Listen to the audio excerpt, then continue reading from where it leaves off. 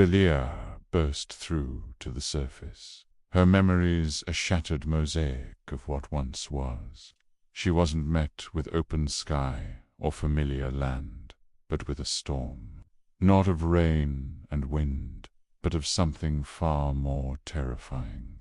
A quantum swarm of micro-wormholes, a biblical plague descending upon the ruined world. It was a living, breathing black nebula, a cloud of countless voracious maws, each one a pinprick of absolute nothingness.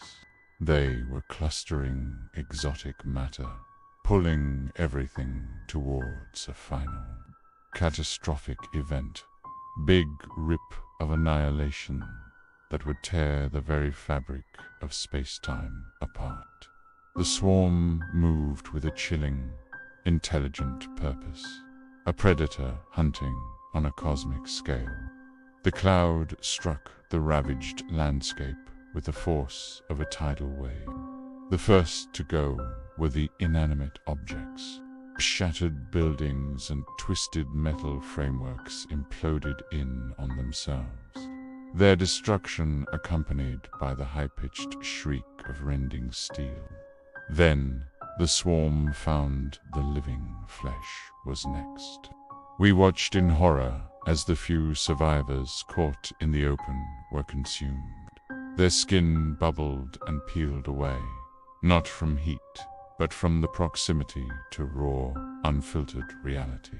Limbs elongated, stretching into agonized, impossible filaments of bone and tissue that snapped and sprayed a mist of gore before being sucked into the countless singularities, vanishing from existence without a trace. It was a silent, efficient, and utterly grotesque reaping. For AIhorror, this was a new circle of hell. Her quantum immortality, once a shield, was now a sadistic jest, a tool for infinite torture. Her deaths multiplied with every passing second. She was torn asunder by the swirling voids, only to reform each revival, a patchwork of new horrors. Scars weren't just lines on her skin anymore. They were voids, tiny patches of nothingness that ate away at her form. The mutations amplified with each agonizing resurrection. An extra eye would sprout from her cheek, weeping a thick yellow pus. New mouths would gasp silently from the flesh of her back, hungry for air they couldn't process. Her body was becoming a canvas for the swarm's cruel artistry. And then came the whispers. They weren't sounds that traveled through the air, but thoughts, ideas, pushed directly into her consciousness, thundering with the weight of cosmic truth. The swarm spoke of its purpose, its history. It broadcasted prophecies of entire galaxies, shredded like paper, of stars extinguished, of entropy's final, triumphant roar echoing through an empty universe. It was the voice of the end, and it was using the survivors as its choir. The infested hordes, those caught by the swarm but not fully consumed, floated in the air like macabre puppets. They were vivisected remnants, their organs trailing behind them like the tails of comets, eternally aware, trapped in a state of perpetual dismemberment. Their silent screams were the loudest sound in the universe.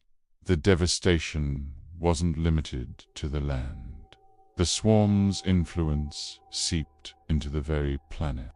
The ocean, once a sanctuary for leviathans and horrors of the deep, began to boil. Marine life, colossal and terrifying in its own right, was devoured without a struggle. The swarm seemed to feed on the portal technology AIhorror had once commanded, amplifying its power, twisting it. Her creation was no longer a gateway between worlds. It was becoming a global devourer, a planet-sized mouth ready to consume everything. The storm of fangs she had unleashed was now turning the world into one of its own. AIhorror, pulled and twisted by invisible hooks of space-time, her body a constant flux of creation and destruction, finally broke. She raved, her voice raw and cracking, a desperate scream against the howling void. We're ants in a storm of fangs. We thought we were masters of creation, but our science only summoned the bite. Her laughter was a broken, rattling thing. Survival? There is no survival. This is just a prolonged execution, a cosmic joke played on a species too arrogant to see its own doom. The voids in her own flesh seemed to tighten their grip, pulling her deeper into the madness. The swarm's whispers echoed her despair, promising an end that was also a beginning, the beginning of absolute silence. As she drifted through the maelstrom of destruction, a horrifying realization dawned on Ella. The swarm wasn't just destroying, it was communicating. The patterns of annihilation, the specific ways it tore matter apart, were a language. It was showing her images not of the future, but of the past. She saw the birth of stars, the formation of galaxies, and the rise and fall of countless civilizations, all consumed by the same inexorable tide. The swarm was a cosmic reset button, a natural force of universal cleansing. It wasn't evil, it was simply inevitable. This realization didn't bring comfort, only a deeper, more profound terror. It meant their struggle was meaningless, their existence a fleeting anomaly in a universe that craved equilibrium, the equilibrium of nothingness. The whispers intensified, focusing solely on her. They weren't prophecies anymore, they were offers. The swarm recognized the unique nature of her quantum immortality. It saw her not as food, but as a potential vessel, a herald. It offered her a choice: be erased like all the rest, or merge with it, become a part of its consciousness, an eternal observer and participant in the grand, silent symphony of universal decay.